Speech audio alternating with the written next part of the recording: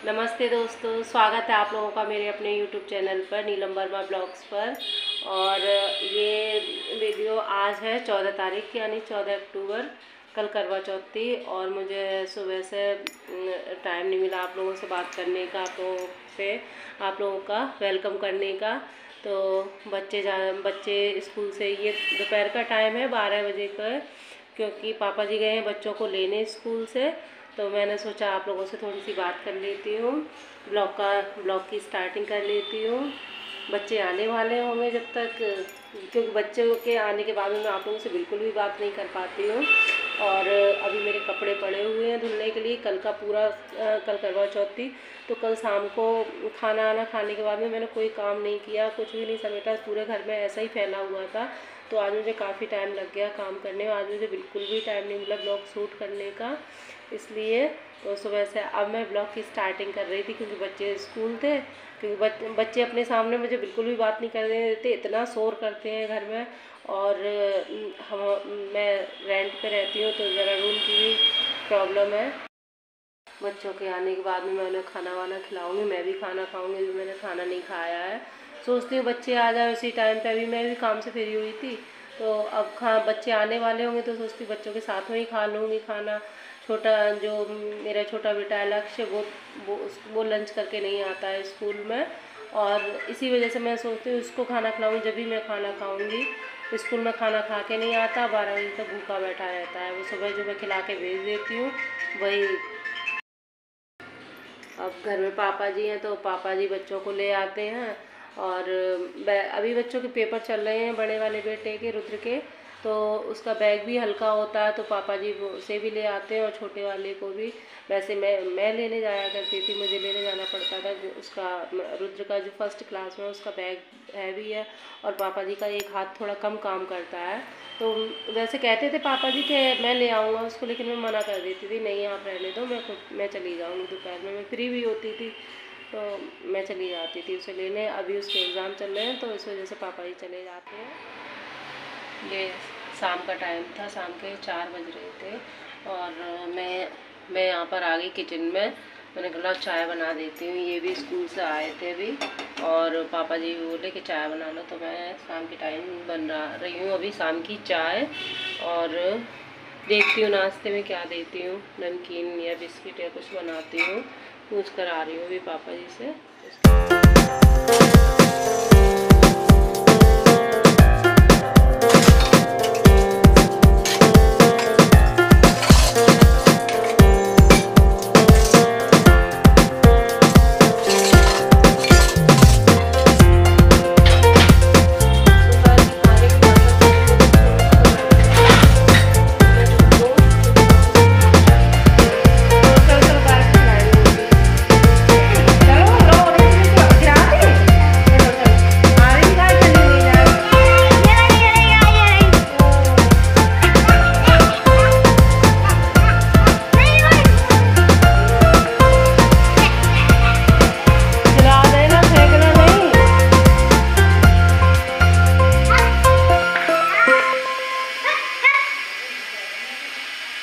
तुम भी खिला दो पकड़ के। पप्पी को थोड़ी सी छोड़ दो।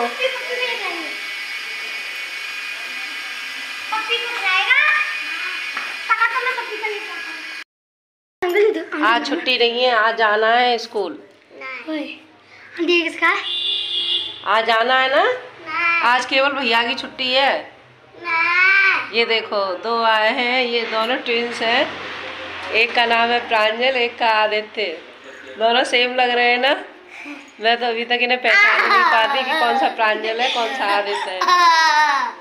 देखो, और हमारा तो अभी रुद्र सो रहा है, सुबह का टाइम है 7 बजे। ये सुबह का टाइम था, गाय को रोटी खिला करके मैं बच्चे सब लोग ऊपर आ चुके थे। तो बच्चे सुबह भूखे होते हैं, तो पेस्ट वगैरह करने के बाद बच्चे पेस्ट कर रहे थे, तो मैंने कहा लाओ सबके लिए मैं एप्पल कट करे दे रही हूँ। और इनको जाना था स्कूल, तो इस वजह से फिर मुझे इनके खाने की, लंच के लिए खाने की भी तैयारी करनी थी।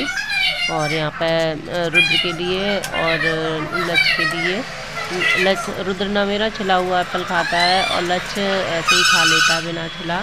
कट करके पतले पतले पीस कट कर दो तो वो खा लेता है। और पापा जी को मैंने कहा सबका इकट्ठा ही कट करे दे रही हूँ, खा लेंगे सब लोग। फिर मुझे लंच भी बनाना है इनके लिए, क्योंकि आज रुद्र की तो छुट्टी थी और छोटे वाले को उसे स्कूल जाना था और इनका स्कूल था आज।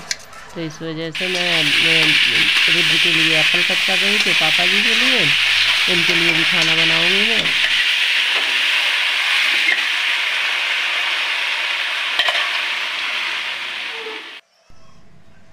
यहाँ ये और बच्चे जा चुके थे स्कूल। उसके बाद में मैं आई थी रूम में, तो रूम बिल्कुल ऐसे ही फैला पड़ा था, सारी बेडशीट वगैरह। अब यहाँ पे सर्दी पड़ने लगी ना थोड़ी, सुबह के टाइम ठंडा मौसम होता है तो रात में ये गर्म बेडशीट ओढ़ लेते हैं, तो ये सारी फैली हुई पड़ी हुई थी। तो मैंने सोचा लाओ इन्हें इनकी तह बना देती हूँ। तो मैं वही बेड साफ़ कर रही थी, बेड को समेट रही थी, बेडशीट को तय करके रख रही थी और बार बार देख रही थी कि बच्चे मतलब रुद्र का ट्यूशन का टाइम हो गया था। रुद्र सुबह के टाइम ट्यूशन पढ़ने गया था। आज उसके सर जल्दी आ गए थे सुबह पढ़ाने के लिए, क्योंकि स्कूल की छुट्टी थी। तो वो सुबह 7:30 बजे ट्यूशन चला गया था और मैं देख रही थी कि उसका ट्यूशन का टाइम हो गया, उसे बुलाना भी है ट्यूशन से। तो मैं जल्दी जल्दी से बेड समेट रही थी, क्योंकि मुझे उसे ट्यूशन से लेने भी जाना था। तो इस वजह से मैं बेड को साफ़ करने लगी, तह बना के रख दूँगी। और ये देखिए बच्चे, पानी की बोतल है, सारी चीज़ें जो कहीं नहीं मिले वो सारी चीज़ें बेड पे मिलेंगी। और ये मैं वही समेट रही थी। और ये जो बेड पे बेड बिछी हुई है, अभी मैंने 2-3 दिन पहले ही बिछाई थी, 2 दिन पहले, करवा चौथ से 1 दिन पहले बिछाई थी। तो इस वजह से मैंने बेडशीट चेंज नहीं की, मैं ऐसे ही झाड़ दे रही। मुझे कोई कपड़ा नहीं दिखाई दिया था, तो मैं अपने दुपट्टे से ही इसे झाड़ने लग गई थी, क्योंकि मुझे जल्दी पड़ी हुई थी, लेट हो रही थी काम के लिए और कमरा पूरा ऐसे ही फैला हुआ था। तो मैं जल्दी जल्दी से बेड झाड़े दे रही थी। और फिर मैं कपड़ा देखने गई तो मुझे बाद में कपड़ा मिल गया था, क्योंकि मुझे बेड पहुंचना था, ऊपर मैं पहुंचना भूल गई थी। ये ऊपर का बेड का जो सिराना है, बच्चे यहाँ पे बोतल वगैरह रख के गंदा कर देते हैं। छोटा वाला भैया हमारा दूध की बोतल रख देता है, कभी कभार दूध भी फैला देता है। तो इस वजह से मैं वही कपड़ा ढूंढ करके लेके आई। फिर मैंने ये ऊपर बेड का सिराना पोंछा, बेड शीट में झाड़ चुकी थी, फिर मुझे याद आया कि मैंने सिराना तो पोंछा ही नहीं है। तो इस वजह से मैंने कपड़े से पहले उसे पोंछा, फिर उसके बाद में बेड शीट को झाड़ा। फिर वही बेड शीट मैंने सही कर दी थी, दूसरी बेड शीट नहीं बिछाई मैंने वही, क्योंकि 2-3 दिन मुझे हाथ से कपड़े धोने पड़ते हैं। साफ करने के बाद में मैं और कपड़े वैसे ही बहुत सारे हो गए थे। सफाई की अभी दिवाली की सफाई तो अभी करनी है, केवल बेड सही करने आई थी मैं पापा जी का, क्योंकि बिस्तर वगैरह सब ऐसे ही पड़ा हुआ था। बच्चों में मुझे टाइम ही नहीं मिल पाता है, जब बच्चे स्कूल चले जाते हैं उसके बाद में मैं अपने कमरे की और पापा जी कमरे की सफाई करती हूँ। तो वही मैं बिस्तर की तह बना रही थी, ये जो चादर वगैरह पड़ी हुई थी रात में ओढ़ने की, तो सब बेड वगैरह ऐसे ही मैसी हो रहा था, तो मैं वही सही कर रही थी यहाँ पर।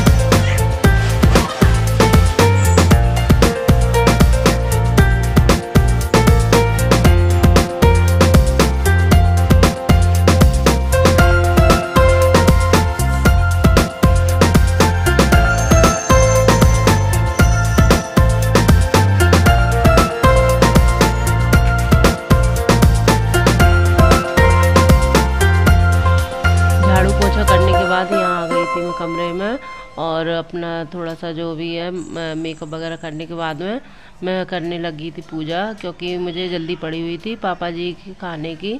पापा जी नहा करके लेटे हुए थे, उन्हें भूख भी लग रही थी क्योंकि 11 बज गए थे।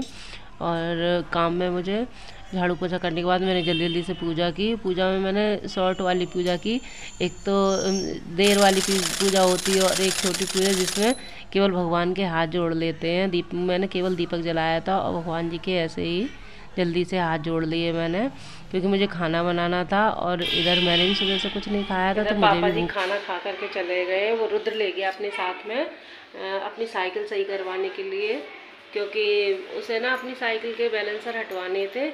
तो इस वजह से काफ़ी दिन से लगा पड़ा था, बाबा मेरी साइकिल ठीक करा दो। तो पापा जी को खाना खिला दिया मैंने, और मुझे बहुत तेज़ भूख लगी हुई है, क्योंकि सुबह से मैंने कुछ नहीं खाया है, ऐसे ही काम में लगी पड़ी थी। तो मैंने जल्दी जल्दी से पूजा करके मैंने कहा पापा जी खाना खिला दूँगी। वो नहा के लेटे हुए थे और उन्हें नहाने के तुरंत बाद भूख लगती है।